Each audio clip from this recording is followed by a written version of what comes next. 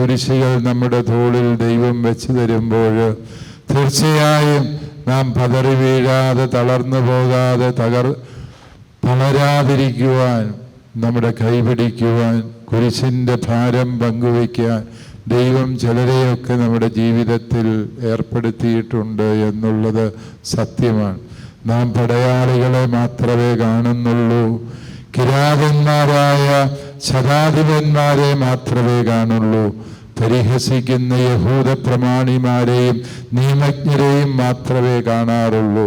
പക്ഷേ അനുഗ്രഹത്തിൻ്റെ കരുതലുമായി ഒപ്പം നിൽക്കുന്നവരെ കാണാൻ നമുക്ക് കഴിയാതെ പോകുന്നതുകൊണ്ട് ഈ കുരിശിൻ്റെ വഴിയിൽ ദൈവമൊരുക്കിയ സാന്ത്വനത്തിൻ്റെ ഹൃദയാവർജകമായ സാന്നിധ്യങ്ങളെ കാണാൻ ചിലപ്പോഴൊക്കെയും നമുക്ക് കഴിയാതെ പോകുന്നു എന്നുള്ളത് സത്യമല്ലേ എന്ന് ചിന്തിക്കുക. 6-ാം സ്ഥലത്ത് വെറോനിക്ക മിശിഹായുടെ തിരുമുഖം തുടയ്ക്കുക. അങ്ങനെ ഒരു സ്ത്രീ ധൈര്യപ്പെട്ട് പടയാളികളുടെ ഇടയിലൂടെ നൂർന്നു കയറി കർത്താവിൻ്റെ അടുത്തെത്തി ആശ്വസിപ്പിച്ചു എന്ന് മാത്രമല്ല, ചോരയും വിയർപ്പും കൊണ്ട് കണ്ണു കാണാതായ കർത്താവിൻ്റെ തിരുമുഖത്തവൾ തൻ്റെ തൂവാലയെടുത്തൊപ്പി. ഈശോ അത്ഭുതം പ്രവർത്തിച്ചു. ആ തിരുമുഖത്തിൻ്റെ ചിത്രം അവളുടെ തൂവാലയിൽ പതിപ്പിച്ചു കൊടുത്തു. ആ തൂവാലയിൽ കർത്താവ് പതിപ്പിച്ച ആ തിരുമുഖത്തിൻ്റെ പേരാണ് സത്യത്തിൽ വെറോനിക്ക എന്ന് പറഞ്ഞ. വേര എന്ന് പറഞ്ഞാൽ ലത്തീൻ ഭാഷയിൽ സത്യമായത് എന്നാണ് അർത്ഥം. ഐക്കോൺ എന്ന് പറഞ്ഞാൽ ചിത്രം എന്നാണ്. അപ്പോൾ സത്യമായ ചിത്രം പതിച്ചു കിട്ടിയവൾ, അതാണ് വെറോനിക്ക എന്ന വാക്കിൻ്റെ അർത്ഥം. വാസ്തവത്തിൽ മിശിഹായെ അനുഗമിക്കുന്ന നമ്മൾ ഓരോരുത്തരുടെയും ഹൃദയത്തിൽ വെറോനിക്കയെ പോലെ ഇപ്രകാരം സത്യമായ തിരുമുഖ ദർശനത്തിൻ്റെ ചിത്രം പതിപ്പിച്ചെടുക്കുക. ഒരായുസ് മുഴുവനും അവളുടെ ജീവിതത്തിന് അർത്ഥവും ലക്ഷ്യവും പകരാൻ കർത്താവിൻ്റെ തിരുമുഖം പതിഞ്ഞ തൂവാല നിമിത്തമായിട്ടുണ്ടാവും എന്ന് നമുക്ക് ന്യായമായും ഊഹിക്കാം. പ്രിയപ്പെട്ടവരെ, നമ്മുടെ കർത്താവ് ഈശോ മിശിഹാ തൻ്റെ തിരുമുഖത്തിൻ്റെ ഛായ നമ്മിൽ പതിപ്പിച്ചു തരുന്ന സുന്ദരമായ നിമിഷങ്ങളുണ്ട് എന്നുള്ളത് വിസ്മരിക്കാതിരിക്കാം.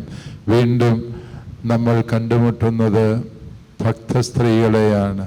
കർത്താവിനോടൊപ്പം കരയാൻ, അവൻ്റെ സങ്കടത്തിൽ പങ്കുചേരാൻ, അവനെ ഒറ്റപ്പെടുത്താതിരിക്കാൻ നിർബന്ധ ബുദ്ധിയോടെ കൂടെ നടക്കുന്ന ഒരു പറ്റം സ്ത്രീകൾ. പ്രിയപ്പെട്ടവരെ, ഇങ്ങനെ നന്മയുടെ 1000 മുഖങ്ങളെ കൂടി നാം ഈ കുരിശിൻ്റെ വഴിയിൽ കണ്ടുമുട്ടുന്നു എന്നുള്ള സത്യം. 13-ാം സ്ഥലത്ത് വീണ്ടും ഒരുപാട് നല്ല മനുഷ്യരെ നാം കാണുന്നുണ്ട്. അത് മറ്റാരുമല്ല, ഈ ഭക്തസ്ത്രീകളോടൊപ്പം അരിമത്യാക്കാരൻ ജോസഫും നിക്കോദേമോസും ചേർന്ന് ഈശോയെ സംസ്കരിക്കാൻ ഒരുങ്ങുന്നത്. പരിശുദ്ധ അമ്മ വീണ്ടും ഈ രംഗത്ത് പ്രത്യക്ഷപ്പെട്ട് പ്രിയപുത്രൻ്റെ മൃതശരീരം മടിയിലെടുത്തു വയ്ക്കുന്നു. 14 സ്ഥലങ്ങളിൽ നമ്മൾ ധ്യാനിക്കുമ്പോൾ ഒരു 5-6 സ്ഥലങ്ങൾ തീർച്ചയായും ആശ്വാസത്തിൻ്റെയും കരുതലിൻ്റേതുമാണ് എന്ന ഓർമ്മപ്പെടുത്തൽ ഞാൻ വിചാരിക്കുന്നു. നമ്മുടെയൊക്കെയും ജീവിതം കടന്നു പോകേണ്ട യഥാർത്ഥവും പരിശുദ്ധവുമായ വഴിയെയാണ് ഈ 14 സ്ഥലങ്ങൾ ഓർമ്മിപ്പിക്കുന്നത്. പലപ്പോഴും നാം ഈ ആശ്വാസത്തിൻ്റെ കൈത്താങ്ങുകൾ ദൈവം മറ്റുള്ളവരിലൂടെ നീട്ടുന്നത് കാണുന്നില്ല, അതിൻ്റെ പ്രാധാന്യം മനസ്സിലാക്കുന്നില്ല.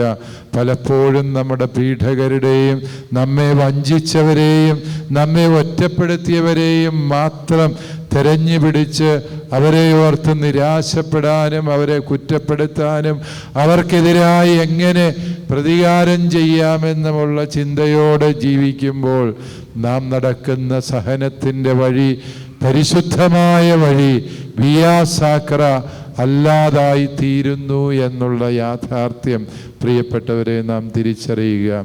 ഈ സഹനത്തിൻ്റെ വഴിയെ പരിശുദ്ധമായ വഴിയാക്കി മാറ്റുന്നത് ഈ ജീവിതപാതയിൽ ദൈവമായ കർത്താവ് ഒരുക്കിയ ആശ്വാസത്തിൻ്റെയും കരുതലിൻ്റെയും കരുണയുടെയും കരങ്ങളെ തിരിച്ചറിയാനും അതോർത്ത് ദൈവത്തിന് നന്ദി പറയാനും നാം തയ്യാറാകുമ്പോഴാണ്.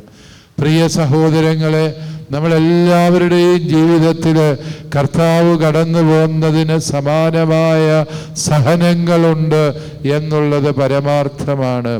ആരെ രക്ഷിക്കാൻ വേണ്ടിയാണോ കർത്താവ് ഈ ഭൂമിയിലേക്ക് കടന്നു വന്നത്? ആ യഹൂദ ജനതയുടെ പ്രമാണിമാരും നിയമജ്ഞന്മാരും സദൂക്കായരും സംഘം ചേർന്ന് കർത്താവിനെ ഇല്ലാതാക്കാൻ പരിശ്രമിക്കുന്ന സത്യമാണ് നാം ഒന്നാം സ്ഥലത്ത് ധ്യാനിക്കുന്നത്.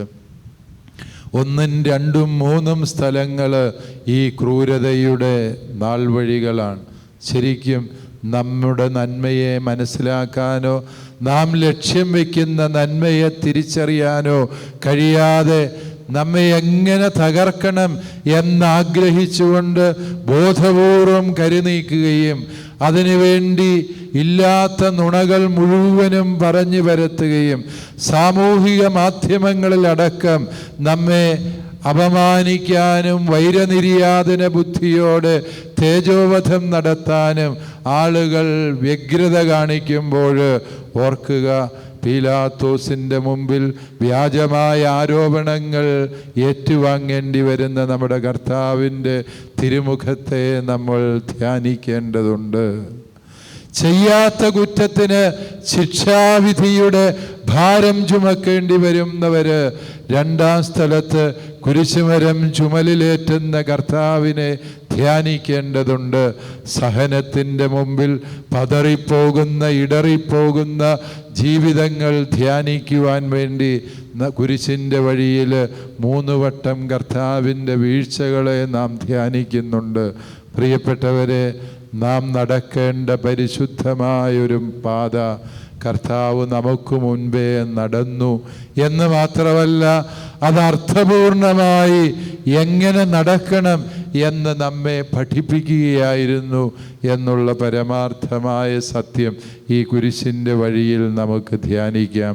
ഈ കുരിശിൻ്റെ വഴിയിലെ ആശ്വാസത്തിൻ്റെ നിഴലുകൾ ഒരു വശത്ത്, അതോടൊപ്പം തന്നെ കഠോരമായ വേദനകൾ ജീവിതത്തിൽ പ്രദാനം ചെയ്യുന്ന കത്തുന്ന മധ്യാഹ്ന സൂര്യൻ്റെ ക്രൂരതയോടെ നമ്മുടെ ജീവിതത്തിലേക്ക് നിയോഗിക്കപ്പെടുന്ന വ്യക്തികളുണ്ട്. പക്ഷേ ഒരു കാര്യം സത്യമാണ്, സഹിക്കുന്ന മനുഷ്യരൊന്നും കുറ്റം ചെയ്തതിൻ്റെ പേരിലല്ല സഹിക്കുന്നത് എന്ന സത്യം ഈ കുരിശിൻ്റെ വഴി നമ്മെ പഠിപ്പിക്കുന്നുണ്ട്. ഈ ക്രൂശിതനോളം നിഷ്കളങ്കൻ ഈ ഭൂമിയിൽ ആരുമുണ്ടായിരുന്നില്ല. അവനെപ്പോലെ നിർമ്മലമായ ലക്ഷ്യത്തോടെ ജീവിച്ചവര് മറ്റാരും ഈ ഭൂമിയിൽ ഉണ്ടായിരുന്നില്ല എന്നുള്ളത് പരമാർത്ഥമായിരുന്നില്ലേ? പ്രിയപ്പെട്ടവരെ, സഹനങ്ങൾ നമ്മുടെ ജീവിതത്തിലേക്ക് കടന്നു വരുമ്പോൾ ഈ സത്യം ഹൃദയത്തിൽ സൂക്ഷിക്കുക. സഹനങ്ങളൊന്നും ദൈവം കൈവിട്ടതിൻ്റെ അടയാളമല്ല. നമ്മുടെ കണക്കുകൂട്ടലുകൾ തെറ്റിപ്പോയി എന്നുള്ളതിൻ്റെ അടയാളവുമല്ല. നാം ചെയ്തതൊക്കെയും പാഴായി പോയി, നമ്മുടെ ജീവിതത്തിൻ്റെ അർത്ഥം തന്നെ ശൂന്യമായി പോയി എന്നുള്ളതിൻ്റെയും അടയാളമല്ല അവയൊന്നും. മറിച്ച് അവയോരോന്നും ദൈവത്തിൻ്റെ രക്ഷാകര പദ്ധതിയുടെ ഭാഗമാണ് എന്ന സത്യം തിരിച്ചറിയാൻ പ്രിയപ്പെട്ടവരെ നമുക്ക് കഴിയേണ്ടതുണ്ട്. പൗലോസ് അപ്പോസ്തലൻ കൊളോസ്യയിലെ സഭയ്ക്ക് എഴുതുമ്പോൾ പറയും, മിശിഹായുടെ സഹനത്തിൻ്റെ കുറവിനെ ഞാൻ എൻ്റെ ശരീരത്തിൽ സംവഹിക്കുന്നു. അവൻ്റെ സഹനത്തിൻ്റെ കുറവ് എന്നത് ധ്യാനിക്കേണ്ട ഒരു വിഷയമാണ്. ഓർക്കുക, അവൻ്റെ സഹനത്തിൻ്റെ കുറവ് സംവഹിക്കുവാൻ കർത്താവ് നമ്മുടെ ശരീരങ്ങളെ പ്രയോജനപ്പെടുത്തുകയാണ്. അത് രോഗങ്ങൾ മൂലമാകാം, വേദനകൾ മൂലമാകാം, ഒറ്റപ്പെടലിൻ്റെ മനോഭാരങ്ങളാകാം, അനാവശ്യമായ കുറ്റപ്പെടുത്തലിൻ്റെ സങ്കടങ്ങളാകാം. ഞാൻ കർത്താവിൻ്റെ കുരിശ് ചുമക്കുകയാണ് എന്ന് തിരിച്ചറിയാം.